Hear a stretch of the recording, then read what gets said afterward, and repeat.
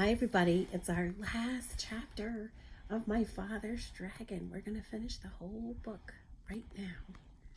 Chapter 10 is called My Father Finds the Dragon. I can't wait. I've been waiting for this the whole book.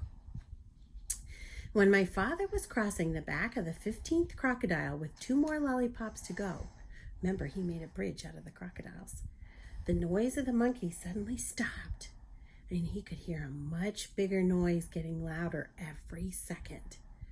Then he could hear 7 furious tigers and 1 raging rhinoceros and 2 seething lions and 1 ranting gorilla, along with countless screeching monkeys led by 2 extremely irate wild boars, all yelling, "It's a trick! It's a trick! There's an invasion and it must be after our dragon! Kill it! Kill it!" The whole crowd stampeded down to the bank of the river. As my father was fixing the 17th lollipop for the last crocodile, he heard a wild boar scream, "Look, it came this way! It's over here now! See!"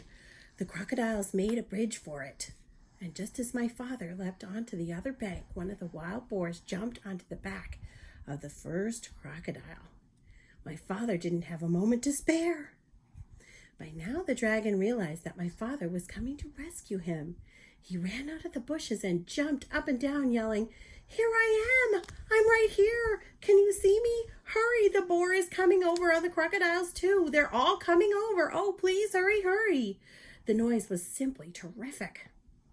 My father ran up to the dragon and took out his very sharp jackknife.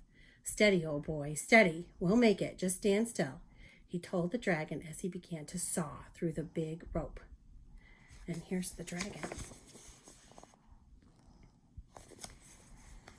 By this time, both boars, all 7 tigers, the 2 lions, the rhinoceros, and the gorilla, along with the countless screeching monkeys, were all on their way across the crocodiles, and there was still a lot of rope to cut through. "Oh, hurry," the dragon kept saying, and my father again told him to stand still. "If I don't think I can make it," said my father, "we'll fly over to the other side of the river and I can finish cutting the rope there." Suddenly, the screaming grew louder and madder, and my father thought the animals must have crossed the river.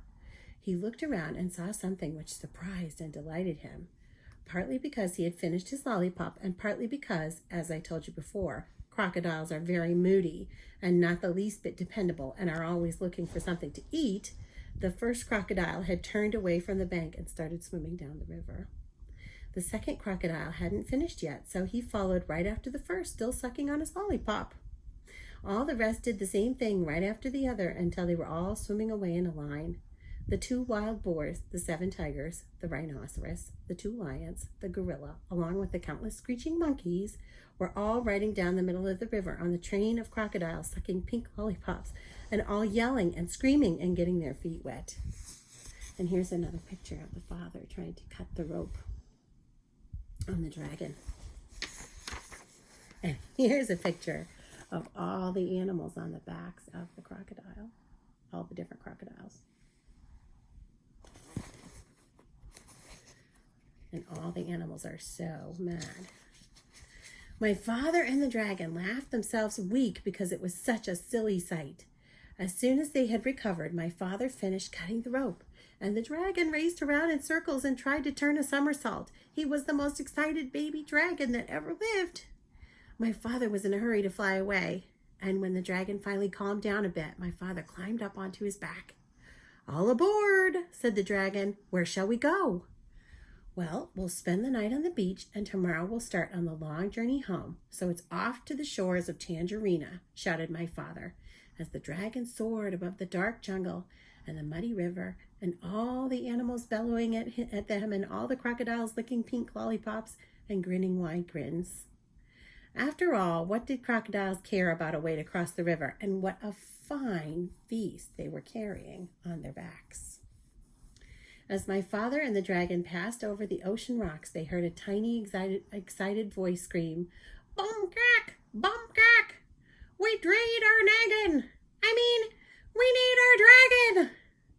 But my father and the dragon knew that nothing in the world would ever make them go back to Wild Island.